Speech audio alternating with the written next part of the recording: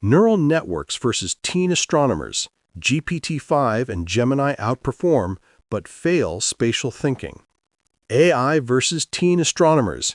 GPT-5 and Gemini beat hundreds, but fail in spatial reasoning.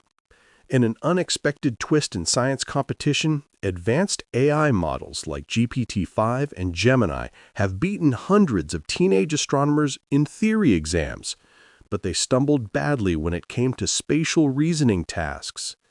Today we dive deep. What exactly happened? Can an AI truly understand the cosmos, or is human intuition still superior? Let's explore the epic clash between neural networks and teenage dreams. The story begins with the annual International Astronomy Olympiad, a test of knowledge, logic, and spatial vision.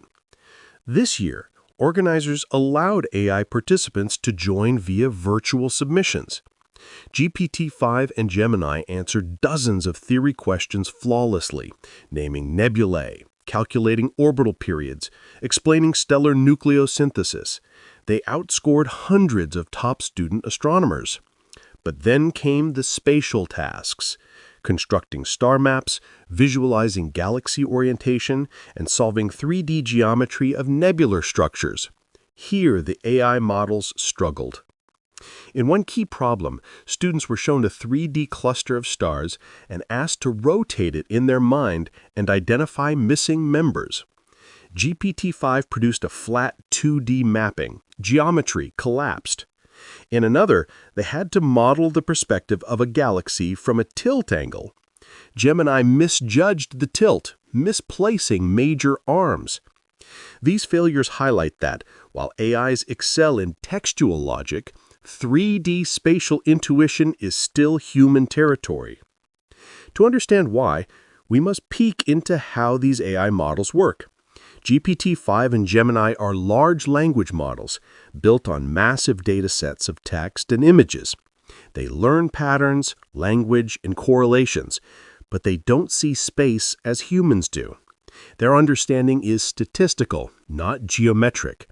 When asked abstract spatial tasks akin to real-time visualization, they rely on learned approximations, not true mental rotation. That's where they break down. But their triumphs can't be ignored. In factual recall, astrophysics theory, cosmic history, they scored near perfect. They processed gigabytes of research texts in seconds, cross-referenced pulsar data, and answered obscure questions about exoplanet atmospheres. Still, their limitations are clear. 3D spatial problems, novel configurations, intuitive leaps, these remain human superpowers. What does this mean for science education and research? First, AI is a powerful tool in teaching, tutoring, and even in drafting research ideas. Students can use GPT-5 for theory review or brainstorming, but classrooms must still emphasize spatial thinking, drawing, models, mental rotation exercises. In research, AI will assist astronomers, but human oversight remains vital, where geometry, anomaly detection, and novel pattern recognition are needed. Can future AI overcome these spatial deficits? Some groups are integrating neural networks with 3D vision models, computer graphics, or symbolic reasoning. Future versions might combine language models with neural geometry engines. But building that hybrid AI, which truly understands space, perspective, depth, is a major frontier. Until then, human intuition in 3D remains invaluable.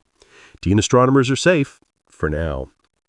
In the showdown between GPT-5, Gemini, and teen astronomers, AI wins theory, humans win spatial. This isn't a defeat for AI, but a reminder, intelligence is multidimensional. If you liked this deep dive, smash like, subscribe, and tell me, do you think future AI will beat humans in spatial reasoning?